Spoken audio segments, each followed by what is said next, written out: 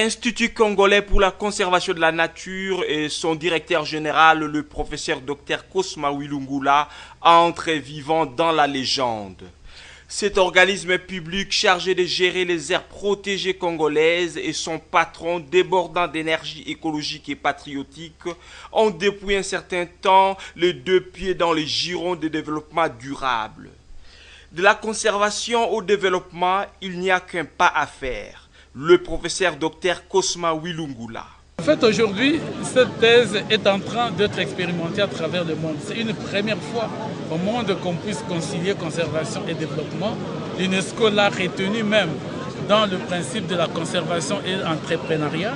Et nous voulons vous dire que ça se fait non seulement au Virunga. Aujourd'hui, nous faisons le même principe à Garamba. Demain, si vous arrivez à Garamba, c'est un parc qui a pris vie comme celui-ci. Déjà, nous sommes en train de négocier avec des groupes britanniques pour signer un contrat de même type pour Upemba et Kundelungu.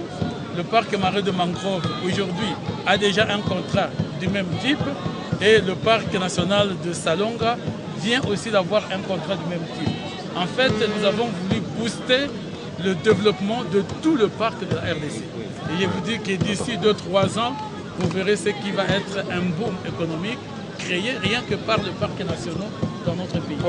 Après avoir expérimenté avec brio le partenariat public-privé, place maintenant à la récolte des fruits de cette politique qui avait fait l'objet de critiques acerbes tout au début. Aujourd'hui, c'est tout le monde qui congratule l'ICCN et son directeur général. C'est toute la population qui dit merci au chef de l'État, mais c'est également au chef de l'État parce que c'est lui qui a prôné cette politique de la libéralisation du secteur de l'électricité. Mais également merci à l'ICCN qui a intégré l'aspect développement dans le système. Mais également merci au ministère de l'Énergie qui accompagne l'ICCN parce que ce n'est pas la première centrale ni Matébé la deuxième. Il y aura au total 6 centrales qui construira l'ICCN. C'était un vrai partenariat avec l'ICCN d'abord. And the real motivation for it is to help preserve the park. La vraie motivation est de préserver le parc.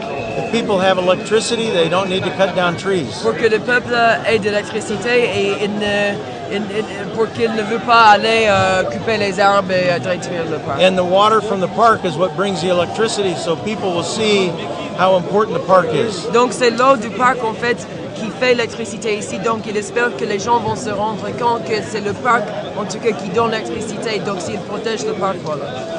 Nous voici à Matébé, une ville située en plein cœur du célèbre parc national de Virunga, dans le territoire de Rutshuru. Les décors plantés revêt un caractère de fête et ce mercredi 16 décembre 2015 est une date tout à fait historique qui entre dans les annales de la conservation de la nature en RDC. À la veille de cette grande date, la délégation des officiels congolais conduite par le ministre d'État Salomon Banamouyere avait été inaugurée la centrale hydroélectrique de Mutwanga, qui revendique une capacité de 470 kW. Impression de grande satisfaction. Nous venons d'inaugurer la première centrale de Mutwanga. Le ministre d'État, effectivement, y a représenté le chef de l'État. Et ça a été de très grande joie pour toute la population que cette initiative, ces projets puissent être concrétisés. Je peux vous dire que c'est une deuxième initiative dans le mécanisme de gestion des parcs nationaux en RDC, qu'un parc puisse arriver au niveau de concilier le développement et la conservation au travers des grandes actions de développement comme cette centrale hydroélectrique de Mutwanga. Puis s'en est suivi la signature du 11e FED, Fonds européen pour le développement. Une bagatelle somme de 120 millions d'euros a coulé sur le pont du développement durable. C'est un grand plaisir de nous retrouver enfin ici aujourd'hui à l'occasion de l'inauguration de la centrale de Mutwanga, déjà entrée en fonctionnement il y a quelque temps. Explication du directeur général de l'ICCN. L'Union européenne qui vient de signer aussi une convention avec la RDC qui est la 11e FED, Fonds de l'Union européenne pour le développement dans notre pays. Cela marque effectivement l'intérêt et l'attention de nos partenaires et bailleurs qui nous accompagnent dans ce travail. Pour le numéro 1 de l'Union européenne en RDC, il s'agit là d'une percée remarquable qui témoigne d'une prise de conscience collective tout en prenant en compte les aspirations communes dans le cadre de la valorisation des aires protégées congolaises. Oui, alors c'est un financement de 120 millions d'euros qui vise en fait trois choses.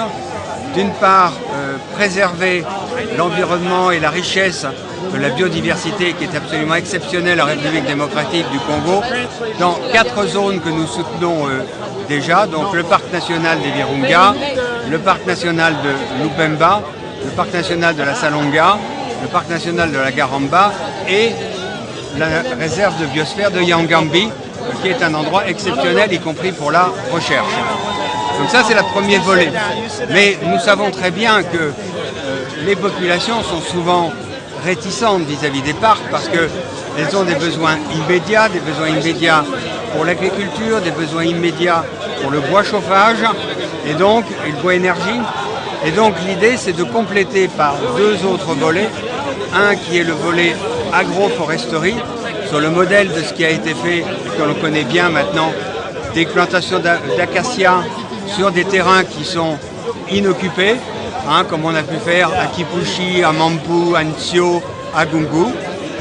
Et troisièmement, des centrales hydroélectriques. C'est un programme de 8 centrales hydroélectriques. Il y en a une qui a été inaugurée hier à Mutwanga. Il y en a une qui est inaugurée maintenant à Matébé, 13,6 MW. Au total, 8 centrales, 100 MW. Quand vous savez que Goma aujourd'hui a un approvisionnement de 4 MW, vous pouvez vous représenter ce que cela signifie. Et bien évidemment, nous considérons rien qu'à Mutwanga, avec 0,40 MW, on a réussi à alimenter 30 000 personnes, créer 10 ateliers d'huile de palme, une unité d'extraction de la papaïne, une savonnerie, 200 emplois directs, 1800 emplois indirects.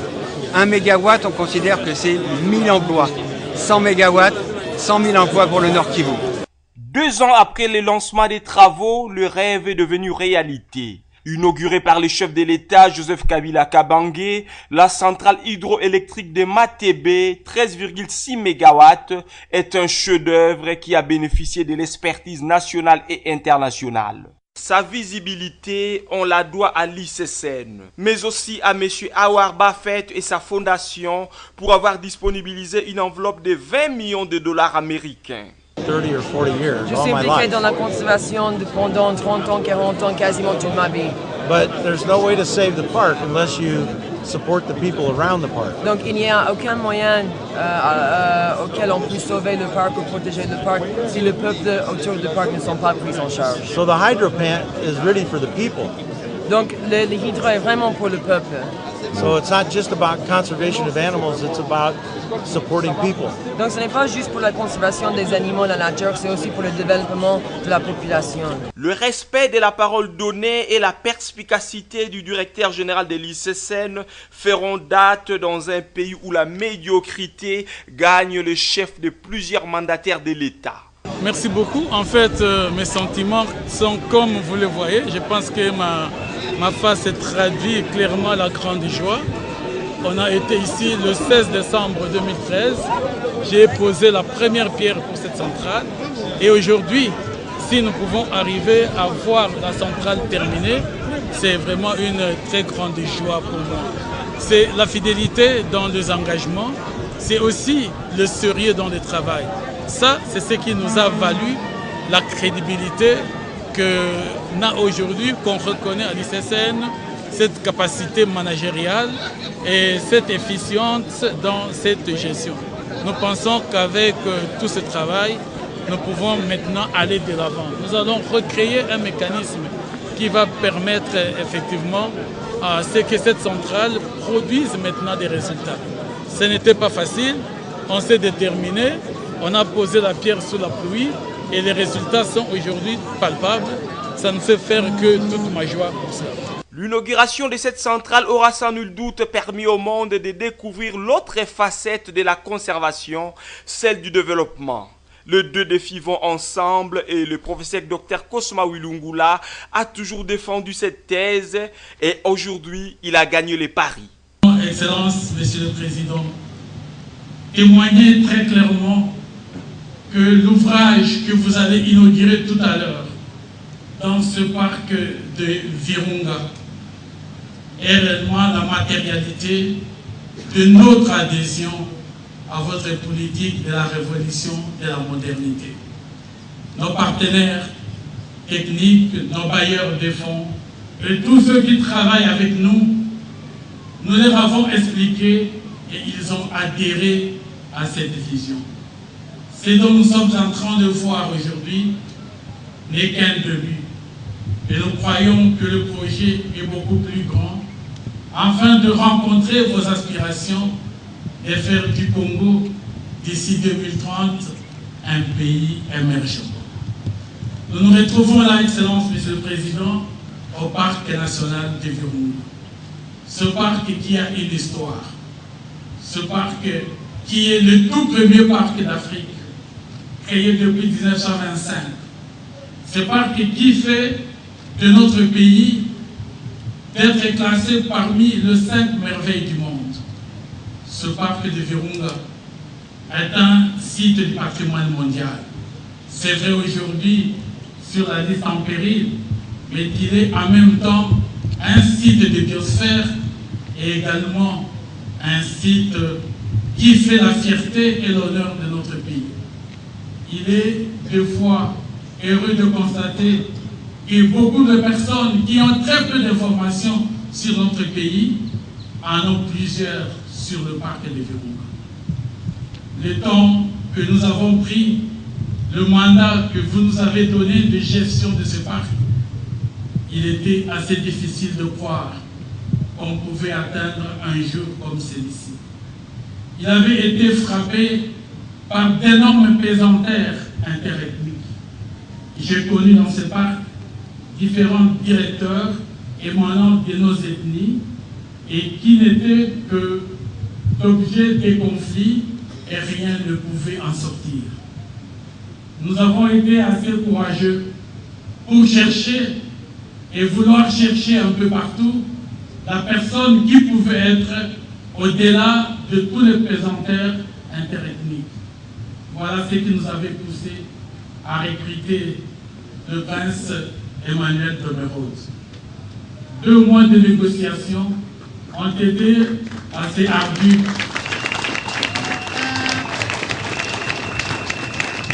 pour pouvoir les convaincre à accepter leurs responsabilités de pouvoir gérer ce parc.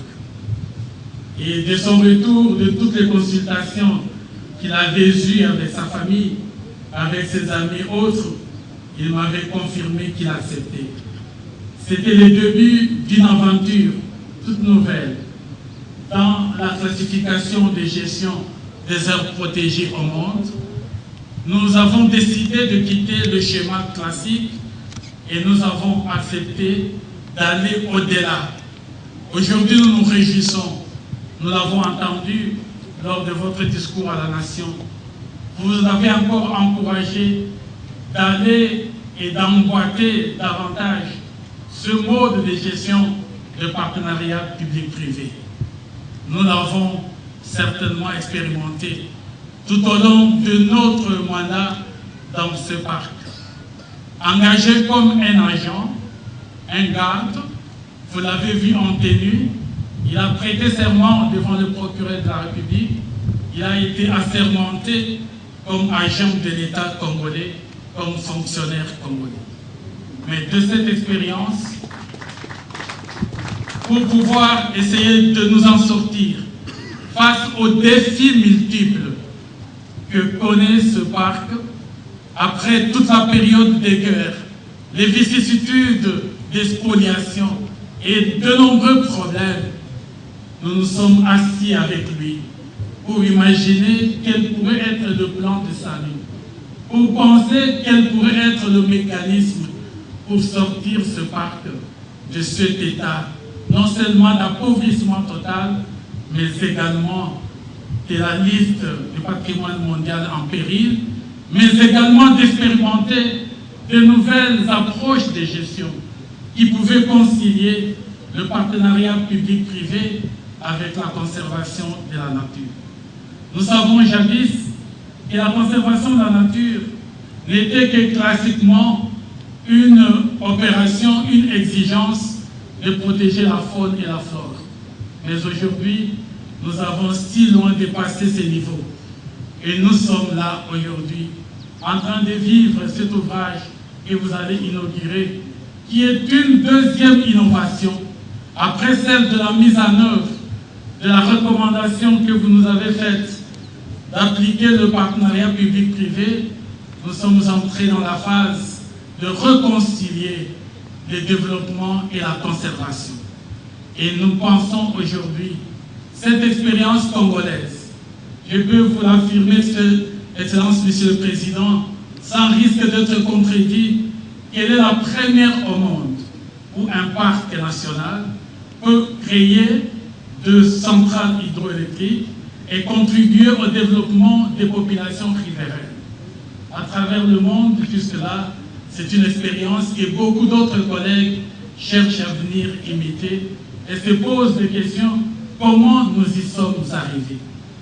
Donc le défi de ces exigences nous ont valu d'être crédibles auprès de nos partenaires.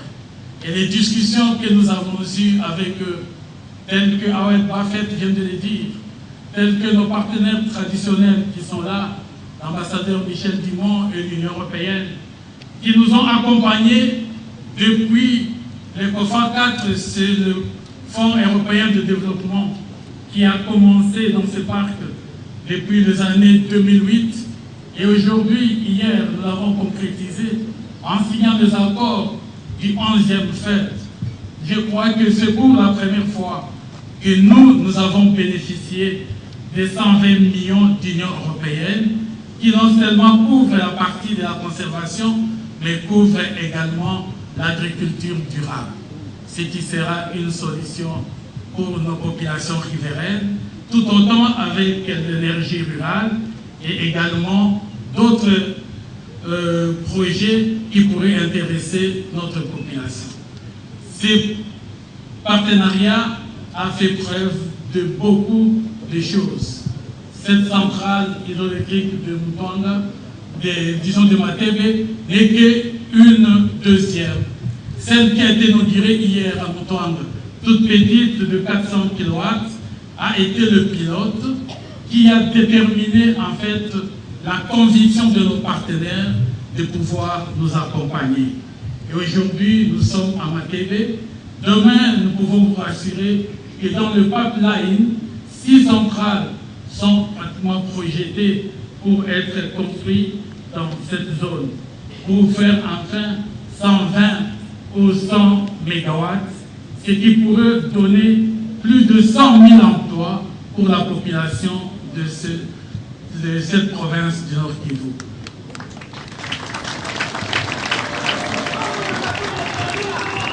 Nous avons voulu, par l'excellence, Monsieur le Président, rencontrer et mettre en œuvre vos préoccupations dans le cadre de la création d'emplois, mais également dans la rencontre ou dans la contribution à l'amélioration du bien-être de la population.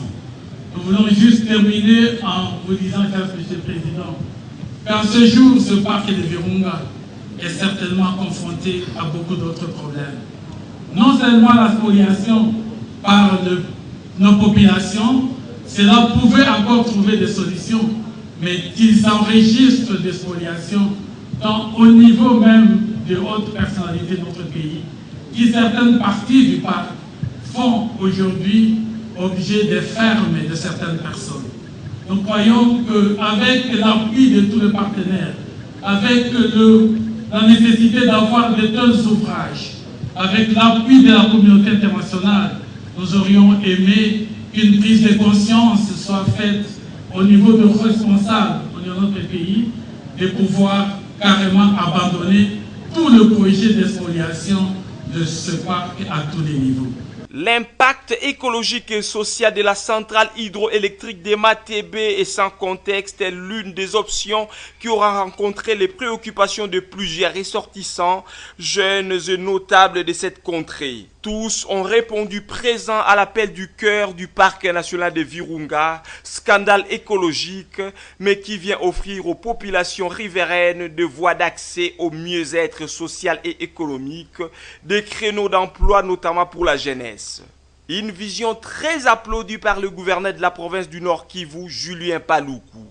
En effet, Excellence, ce projet va permettre à la province d'atténuer considérablement, qui apporte une contribution majeure à la promotion des liens économiques et commerciaux, notamment dans les domaines énergétiques, hydroélectriques et touristiques. Pour cela, j'ai une pensée pieuse aux différents acteurs qui ont participé à l'étude, à la conception et à la réalisation de cette centrale. C'est pourquoi j'exprime ma gratitude avec la mention la plus particulière à la Fondation Howard Buffett, qui est là aujourd'hui, ainsi qu'à son président ici présent pour avoir financé les travaux. Une bonne manière de greffer ces actions sur votre vision, Excellence, Monsieur le Président de la République. Au-delà de sa méga biodiversité, le parc national de Virunga, établi depuis 1925 avec une superficie de près de 8000 km², est un joyau de la nature qui désormais procure joie et apaisement de l'esprit aux touristes. Cette centrale, qui a l'ambition de desservir coins et recoins de toute la province, présente plusieurs atouts écologiques susceptibles de lutter contre le réchauffement climatique. Point n'est besoin de courir, il faut partir à point. Le ministre de l'Énergie, Matadi Menga, a salué cette initiative écologique avant d'en citer d'autres dans les mois à venir. Voici le temps qui commence à venir. Hier, Mutwanga, aujourd'hui, nous sommes ici. Cette centrale de 12,6 MW, c'est une puissance suffisante. C'est un bel ouvrage. Les partenaires au développement, les officiels présents à cet événement et autres experts n'ont pas manqué de mots pour exprimer toute leur satisfaction face à un projet qui s'inscrit dans un processus de durée et de l'émergence. L'énergie électrique est un élément primordial pour le développement.